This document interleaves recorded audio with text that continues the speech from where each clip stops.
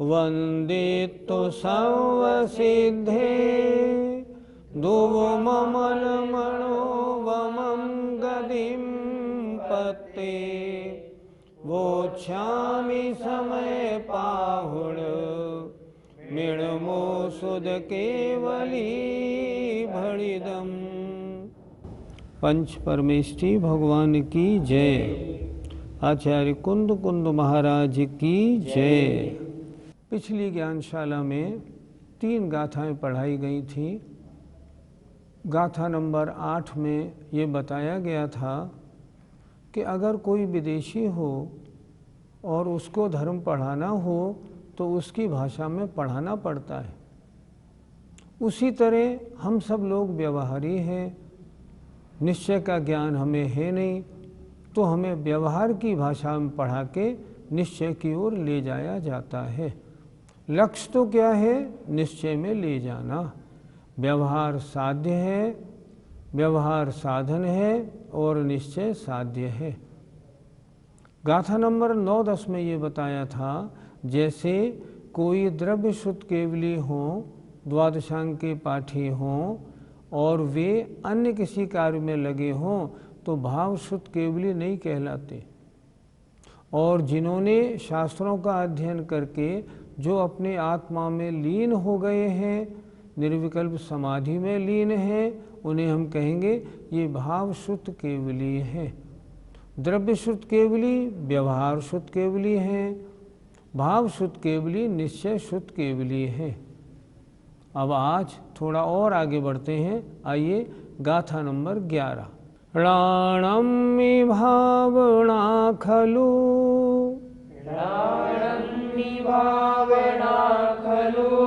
कादवादंसणे चरितेय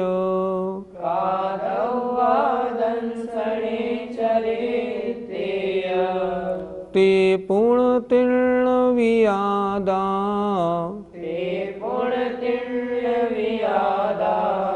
तम्मा कुल भावनम आदे।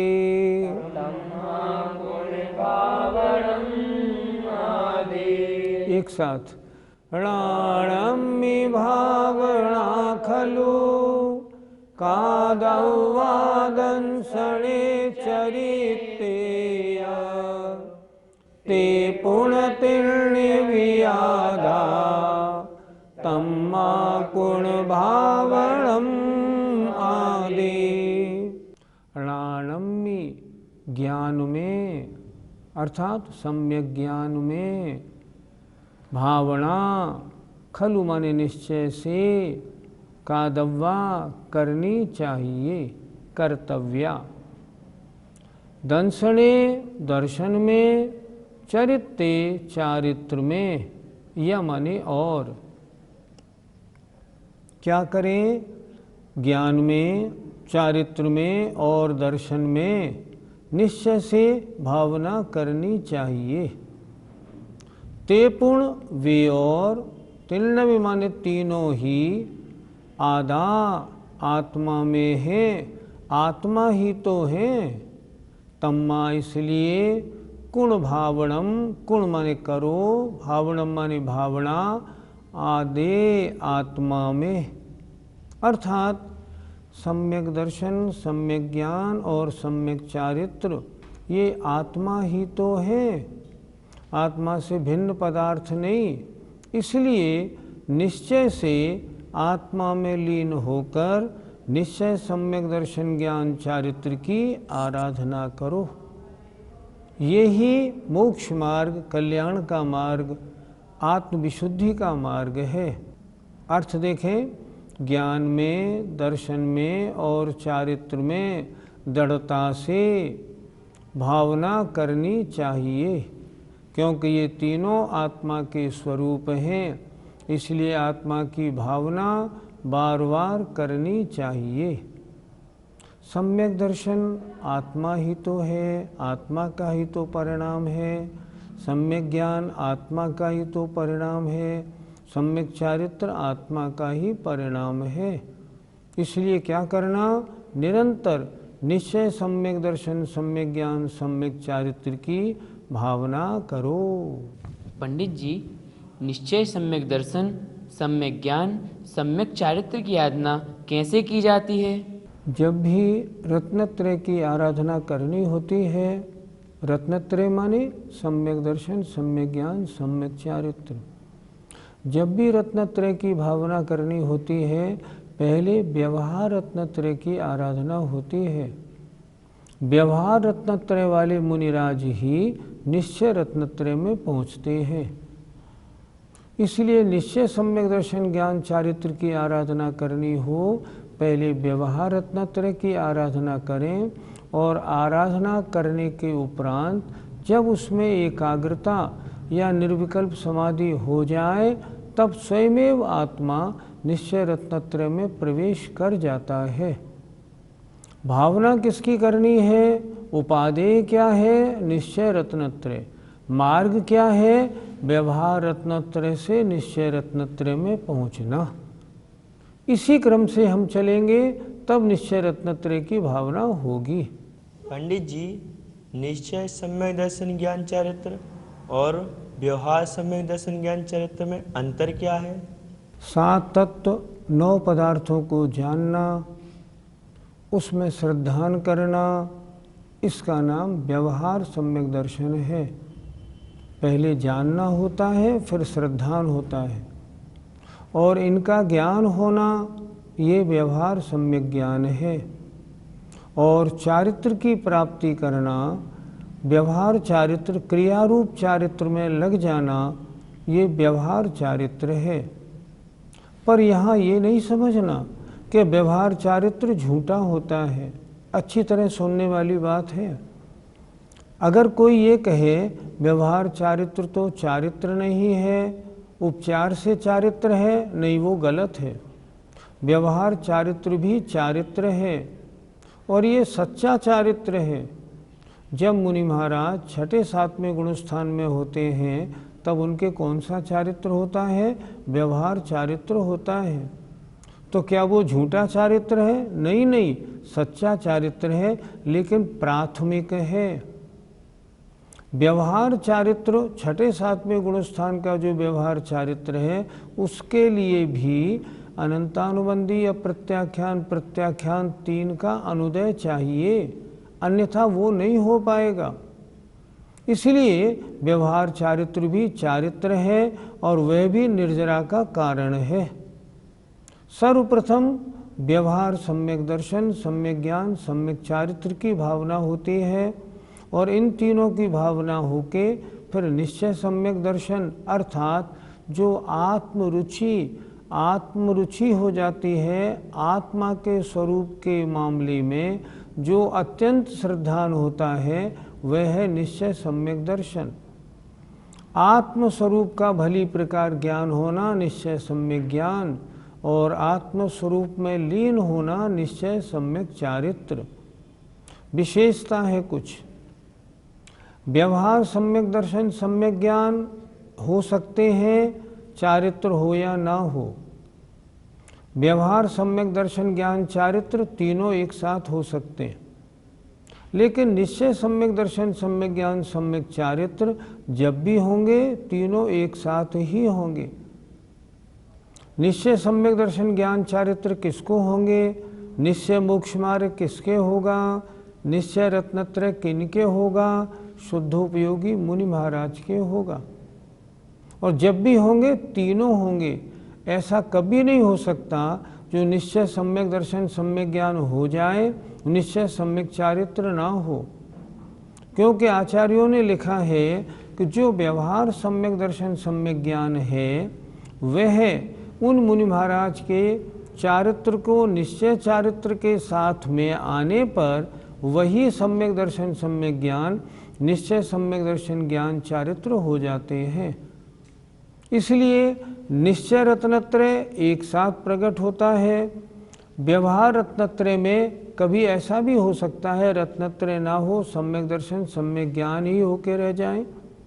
जैसे चौथे गुणस्थानवर्ती जीव के निश्चय सम्यक दर्शन, व्यवहार सम्यक दर्शन, सम्यक ज्ञान तो है, अभी सम्यक चारित्र व्यवहार नहीं हुआ।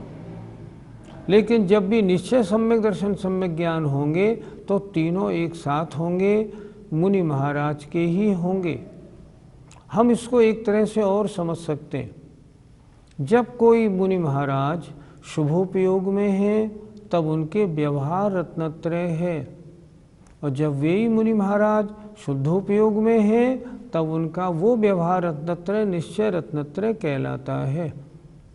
व्यवहार रत्नत्रय साधन है, निश्चय रत्नत्रय साध्य है। प्राप्त किसको करना है? निश्चय रत्नत्रय को। भावना किसकी करनी है? निश्चय रत्नत्रय की। मार्ग क्या है?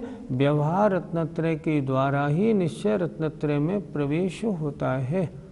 इसलिए यहाँ कहा गया है निश्चय रत्नत्रय, निश्चय सम्यक दर्शन, सम्यक ज्ञान, सम्यक चारित्र की हे साधो निरंतर भावना करो। और ये तीनों आत्मा के ही तो गुण हैं, आत्मा के ही स्वरूप हैं। पंडित जी, ये तीनों निश्चय रत्नत्रय आत्मा के ही स्वरूप हैं, इससे हमें क्या समझना चाहिए? आत्मा जब अपने निज स्वरूप में विश्वास करता है तो निश्चय सम्यक दर्शन, आत्मा जब अपने निज स्वरूप के जानने में लगता है तो निश्चय सम्यक ज्ञान, और जब आत्मा अपने आत्म स्वरूप में लीन हो जाता है, रमण करता है, तब निश्चय सम्यक चारित्र। ये तीनों आत्मा के ही स्वरूप हैं, आत्मा के ही कार्य हैं। आत्मा में आत्मा के लिए जब ये सारे कार्य करता है तब इसे हम कहते हैं निश्चय रत्नत्रय। इसलिए ये आत्मा के ही स्वरूप है। पंडित जी, रत्नत्रय की भावना किन गुण स्थानों में की जाती है? रत्नत्रय की भावना छठे सातवें गुण स्थान से की जाती है। व्यवहार रत्नत्रय और व्यवहार रत्नत्रय की भावना तो छठे सातवें गुण स्थान में होता है, पर सप्तम गुण स्थान से ऊपर शुद्धोपयोग की दशा में तो निश्चय रत्नत्रय की आराधना है। वे मुनि महाराज अपने आत्म स्वरूप में शुद्धोपयोग में लीन होकर आगे बढ़ते हैं और कर्मों का क्षय करते हैं। छठे सातवें गुण स्थान में, छठे गुण स्थान में तो मात्र व्यवहार रत्नत्रय है। सप्तम गुण स्थान में जब प्रवृत्ति है तो व्यवहार रत्नत्रय, निवृत्ति है तो निश्चय रत्नत्रय है। सप्तम गुण स्थान से आगे के शुद्धोपयोग में तो वहाँ निश्चय रत्नत्रय है, उसकी निरंतर भावना रहती है। पंडित जी, इस गाथा में व्यवहार रत्नत्रय की चर्चा है या निश्चय रत्नत्रय की? ऊपर की पंक्ति में व्यवहार रत्नत्रय की चर्चा है, जहाँ तीनों की अलग अलग बात की है। दर्शन में, ज्ञान में और चारित्र में भावना करनी चाहिए। और नीचे की पंक्ति में अभेद रत्नत्रय की बात है कि जब इनकी एकाग्रता बनती है ना आत्मा में, तब निश्चय रत्नत्रय होता है। आचार्य ने बड़ी होशियारी से पहली पंक्ति में व्यवहार रत्नत्रय दिया है, इसकी भावना करो, और भावना करने के बाद ये तीनों आत्मा के स्वरूप हैं। इसलिए इन तीनों की भावना जब निश्चय रूप होती है तो वह आत्मा की ही भावना है। इसलिए नीचे की पंक्ति में निश्चय रत्नत्रय, ऊपर की पंक्ति में व्यवहार रत्नत्रय की भावना का आचार्य ने उपदेश दिया है। अब आचार्य अगली गाथा लिखते हैं, गाथा नंबर 12। उसमें क्या बताया?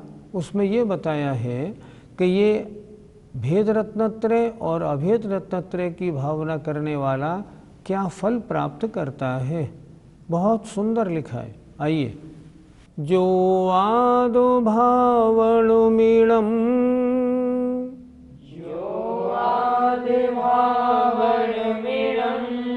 ऋचुव जुतो मुनि समाचरदी,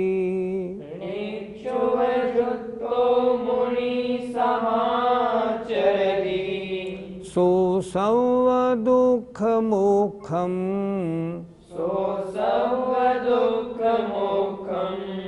पावदीय चिरेण कालेन,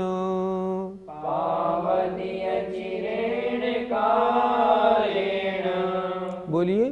जो आद भावण मीणम ऋचुव जुतो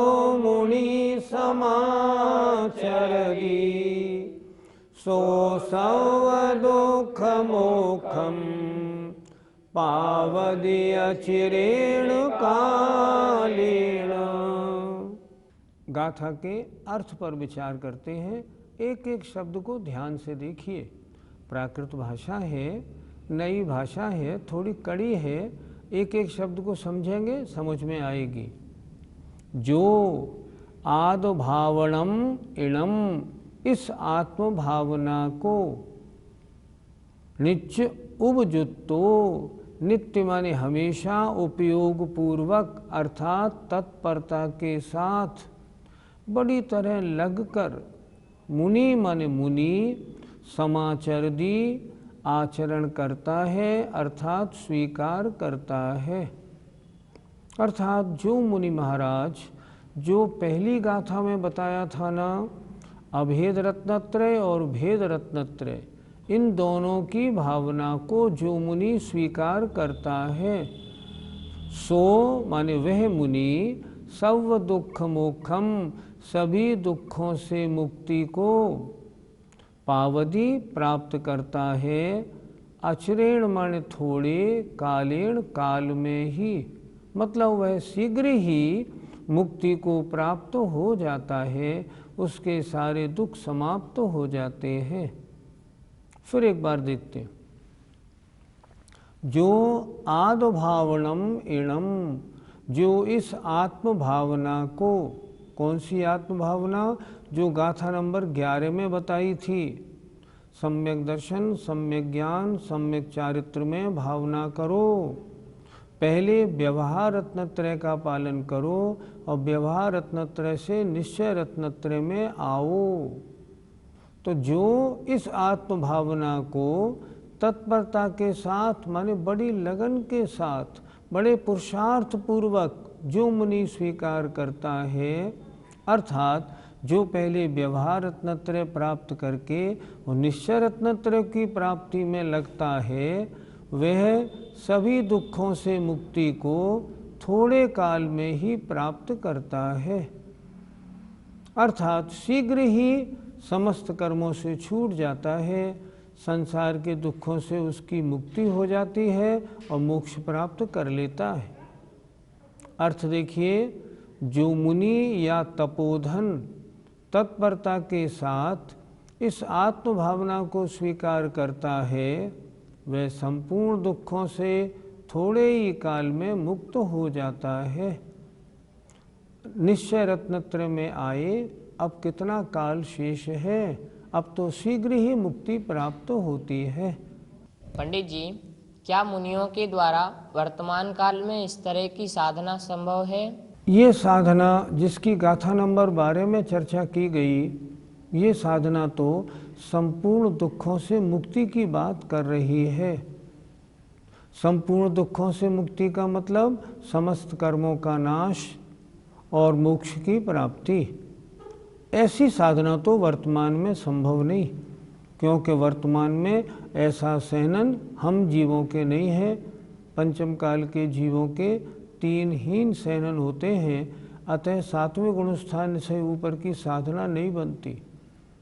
लेकिन इसकी साधना का जो प्रारंभिक अंश है, मतलब अभेद रत्नत्रय की साधना का प्रारंभ अगर देखा जाए, थोड़ा स्पर्श होना इस पंचम काल में भी संभव है।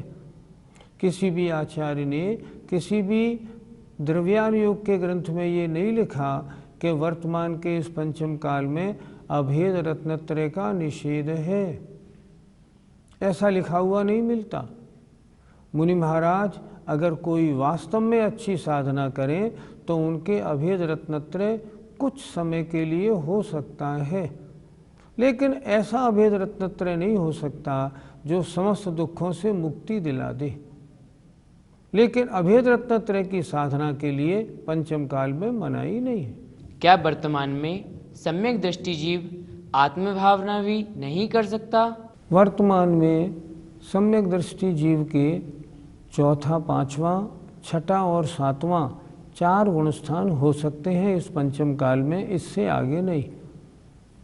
अगर हम चतुर्थ गुणस्थानवर्ती सम्यक दृष्टि की बात करें, उसके तो रत्नत्रय है ही नहीं, ना व्यवहार ना निश्चय, वो तो इस अभेद और भेद रत्नत्रय की भावना भी नहीं कर सकता।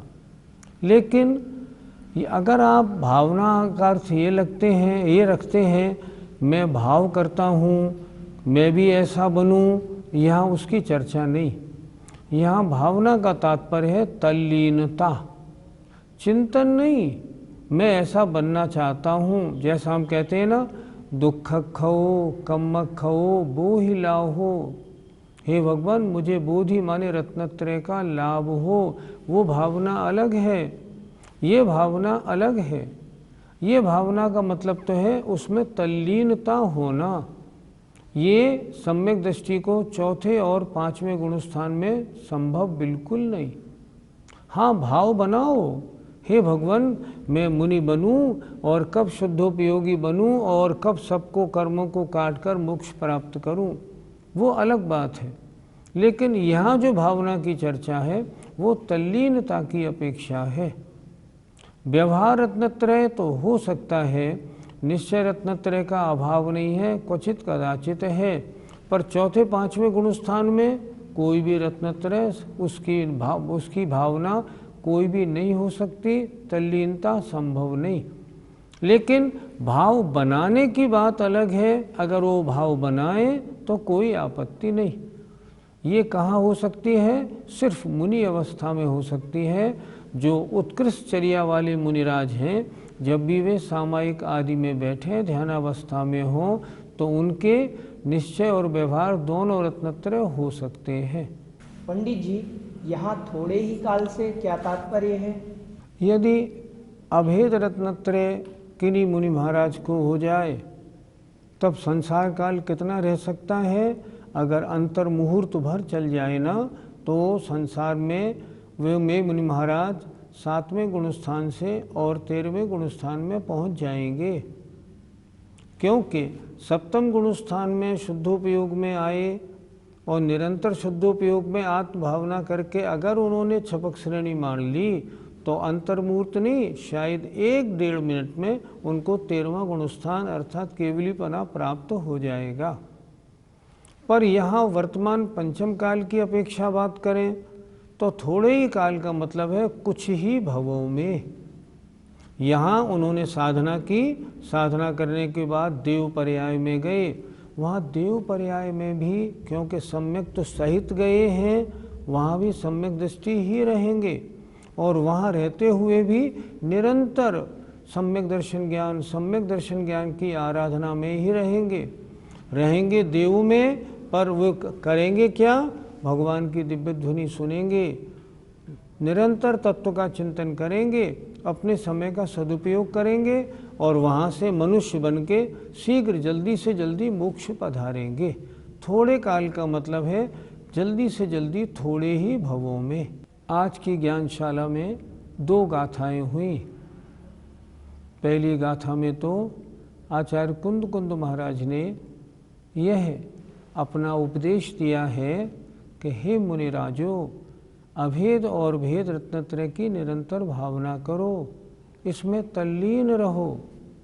और दूसरे में उसका फल बताया, अगर ऐसी तल्लीनता में लगोगे, अभेद और भेद रत्नत्रय में डूब जाओगे, तो क्या होगा?